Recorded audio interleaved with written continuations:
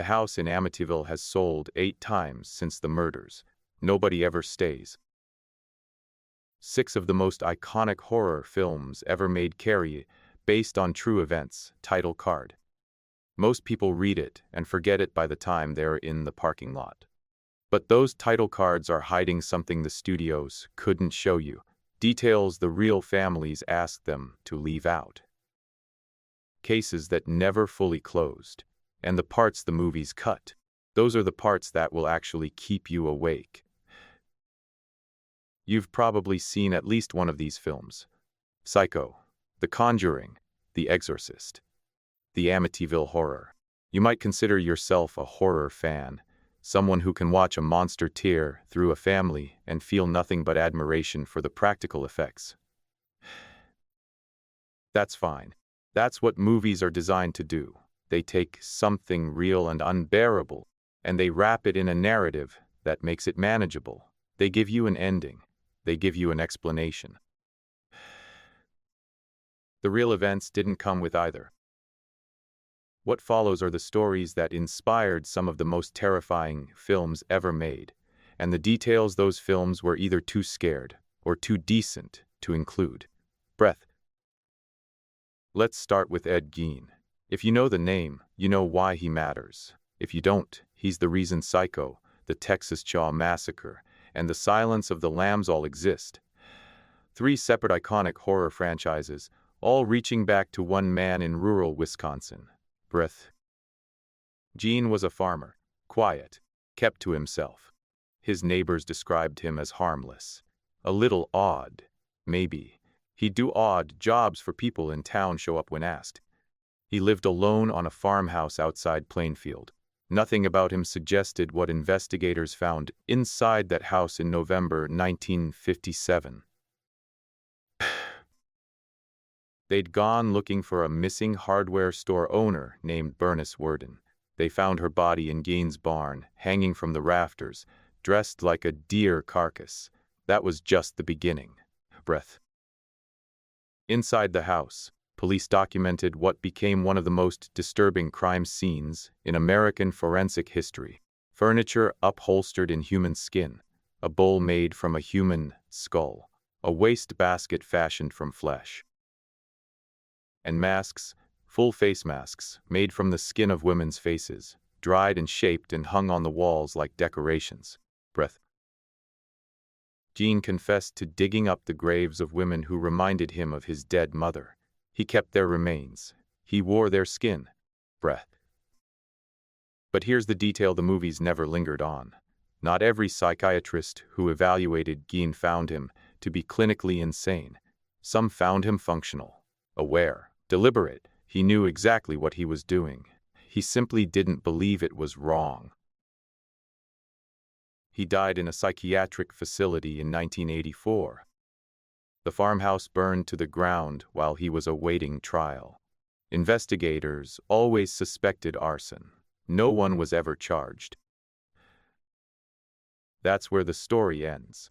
A burned building and no answer about who might have known. But it gets worse. The Amityville Horror begins on November 13, 1974. Ronald DeFeo Jr. takes a rifle and goes room to room through his family home at 112 Ocean Avenue. He shoots his mother, his father, and his 4 younger siblings while they sleep. 6 people. 1 house. No screaming. No running. The neighbors hear nothing. Breath. That's the part most people know. Here's the part they don't tell you. All 6 victims were found face down in their beds. Not one of them. All 6, in different rooms, same position. Sleep researchers and forensic investigators debated this for years. The positioning suggested deep sedation, but toxicology found nothing. No drugs above trace levels. No explanation for why 6 people, hearing gunshots 1 room away, would not flinch. Breath. DeFeo's defense attorneys argued demonic possession. The jury took less than 2 hours to convict him. A year later, the Lutz family moved in. They lasted 28 days before abandoning the house, leaving almost everything behind.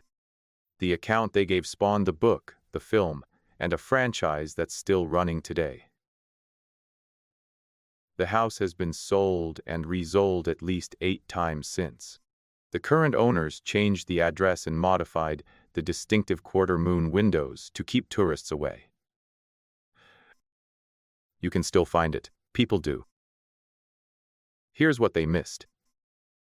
The Conjuring is based on the Perron family, Roger and Carolyn and their 5 daughters, who moved into a farmhouse in Harrisville, Rhode Island in January 1971. The movie follows paranormal investigators Ed and Lorraine Warren and what they uncovered there. What the movie softened is this. The Perrons weren't protected by a film's narrative structure. They couldn't roll credits and leave. They lived in that house for 9 years. Breath. Andrea Perron, the eldest daughter, wrote a 3-volume account of what happened to her family over that nearly decade. She describes her mother being thrown across rooms. She describes something sitting on her bed at night. She describes her mother speaking in a voice that wasn't hers, in a language none of the children recognized, after a séance went wrong.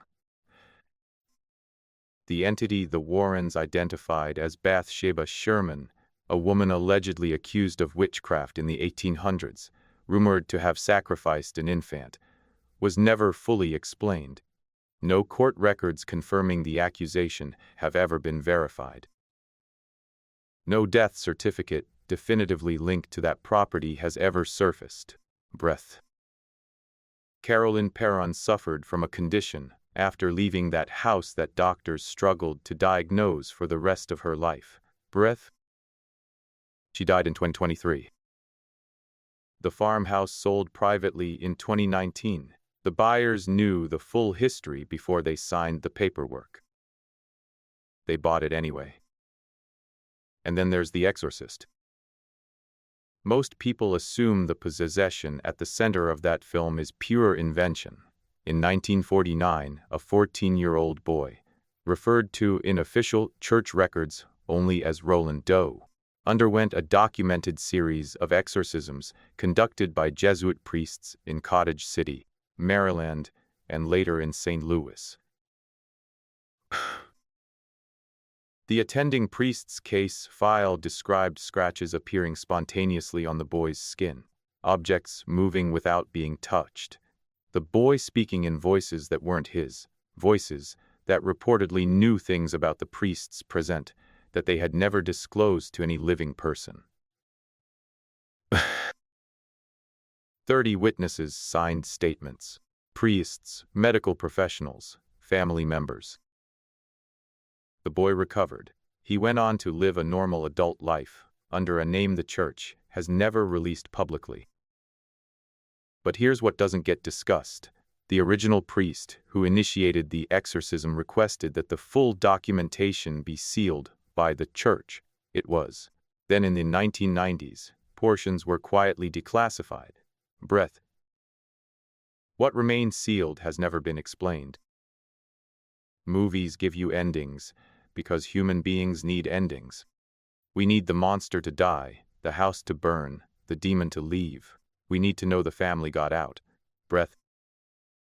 But the families behind these stories, the Perrons, the Lutzes, the survivors, they didn't get clean endings.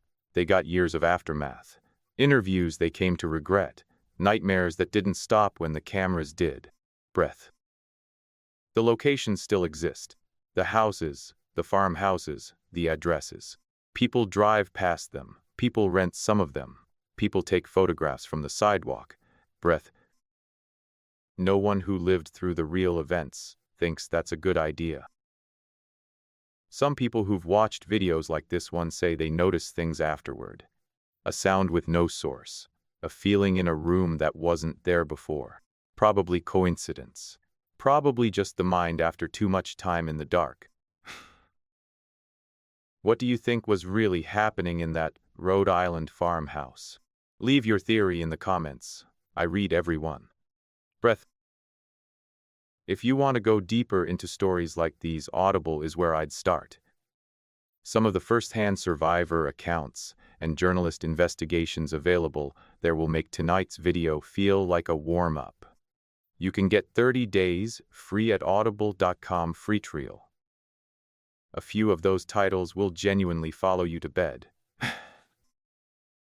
Save this video. The algorithm won't always surface it when you go looking, and you'll want to share it with someone who thinks horror movies are just movies. Breath. Subscribe if you want a new nightmare delivered every week, and keep the lights on.